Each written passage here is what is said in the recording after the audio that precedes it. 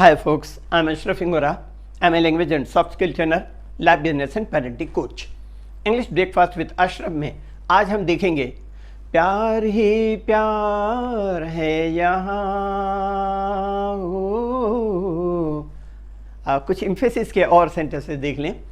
कुछ स्टूडेंट्स ने और कुछ व्यूवर्स ने जो मेरे वीडियोस देखा उन्होंने कहा सर आपका जो स्क्रीन पर फ़ोन दिखाई देता है वो थोड़ा सा छोटा होता है, थोड़ा फ़ोन बड़ा कर दें। तो अब हमने बड़े फ़ोन का यूज़ किया है, ज़्यादा क्लियर आसानी से समझ में आएगा। मैं जो बोलूँगा वो तो बोलूँगा, साथ में कोई वर्ड अगर आपने देखा मतलब मैंने कहा आप भूल गए, समझ नहीं पाया, ऐसा कुछ तो आप स्क्रीन पे भी देख सकते हैं।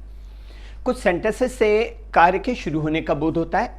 इनकी इंग्लिश में जो स्ट्रक्चर होती है वो होती है subject plus begin plus to plus verb, जिसे इन्फिनेटिव कहते हैं, और दूसरा subject plus start plus verb plus ING. Example देखिएगा, she began to watch TV, वह टीवी देखने लगी। शी स्टार्टेड वॉचिंग टीवी, वह टीवी देखने लगी, कोई भी यूज़ कर सकते हैं। She began to thank me, वह मेरा शुक्रिया अदा करने लगी। He began to lose confidence, वह आत्मविश्वास खोने लगा। She began to SIP coffee, वह कॉफ़ी की चुस्कियाँ लेने लगी।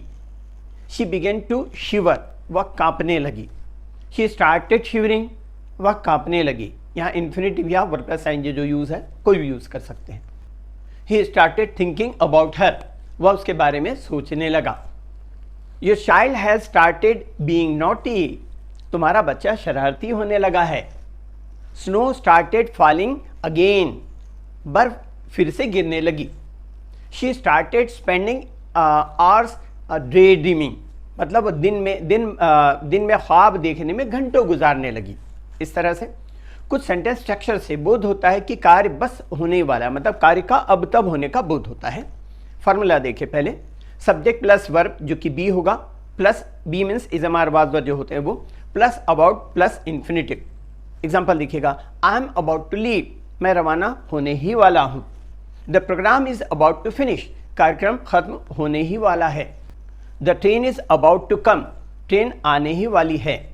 The patient is about to die, मरीज मरने ही वाला है, मतलब मरीज के बचने का चांस नहीं है। I too was about to say the same thing, मैं भी वही कहने वाला था। He was about to push her into the river, वो उसे नदी में ढकेलने ही वाला था। It is about to rain, बारिश होने ही वाली है। They are about to reach home, वे घर पहुंचने ही वाले हैं। इस तरह से सेंटेंसेस इम्फेटिक हो जाते हैं। किसी चीज़ का बहुत ही ज़्यादा मात्रा या संख्या में होने का भाव हिंदी में नाम ही नाम और अंग्रेजी में नथिंग बट नाउन द्वारा प्रकट होता है। ऐसे सेंटेंसेस से भी जोर देकर के किसी बात को कहने का बोध होता है। फॉर्मूला देखिए पहले, subject plus verb plus nothing but plus noun. दूसरा, there is nothing but plus noun. Example देखिएगा, there is nothing but water here, यहाँ पानी ही पानी है, मतलब चारों तरफ पानी ही पानी है। इस तरह, I feel nothing but love in my life, मैं अपनी ज़िंदगी में प्यार ही प्यार महसूस करता हूँ। There is nothing but corruption in our country, हमारे देश में भ्रष्टाचार ही भ्रष्टाचार है, हर फील्ड में हर डिपार्टमेंट में भ्रष्टाचार है। There is nothing but partiality in the country, देश में पक्षपात ही पक्षपात है। I see nothing but greenery everywhere, मैं हर जगह हरियाली ही हरियाली देखता हूँ। I see nothing but garbage everywhere, मैं हर जगह कचरा ही कचरा देखता हूँ। There is nothing but deceit in our society, हमारे समाज में धोखा ही धोखा है। किसी बात को जोर दे करके कहने के लिए सेंटेंस स्ट्रक्चर्स ये चार तरह से बनाई जा सकती हैं। वन बाय वन इसका फॉर्मूला देखें, उसके बाद सेंटेंसेस देखेंगे। एज और just plus subordinate clause plus principal clause एक स्ट्रक्चर हुआ। दूसरा, as soon plus principal clause plus as plus subordinate clause, ये दूसरा स्ट्रक्चर हुआ। तीसरा, no sooner plus principal clause plus than plus subordinate clause, ये तीसरा स्ट्रक्चर हुआ। चौथा स्ट्रक्चर होगा हार्डली और scarcely plus principal clause plus when और before plus subordinate clause. Example देखिएगा, hardly had the train stopped when he jumped out, इसका मतलब जो ही या जैसे ही ट्रेन रुकी वह बाहर कूद गया। एज या just as the match started it begin to rain, जो ही या जैसे ही मैच शुरू हुआ बारिश होने लगी। और इसी को हम दूसरी तरह कह सकते हैं, as soon as the match started it begin to rain, जैसे ही बारिश शुरू मतलब मैच शुरू हुआ बारिश होने लगी। इसी को हम नेक्स्ट तरह से भी और दो तरह से कह सकते हैं, no sooner did the match start than it begin to rain. Meaning वही है, जैसे ही या जो ही मैच शुरू हुआ बारिश होने लगी। इसी को एक और तरह से कह सकते हैं, जो 4 फार्मूला बताए थे उसमें लास्ट वन, हार्डली और scarcely had the match started when it begin to rain. जो ही या जैसे ही मैच शुरू हुआ बारिश होने लगी। एक और एग्जांपल देखें, hardly had I set down for the dinner when the phone ring.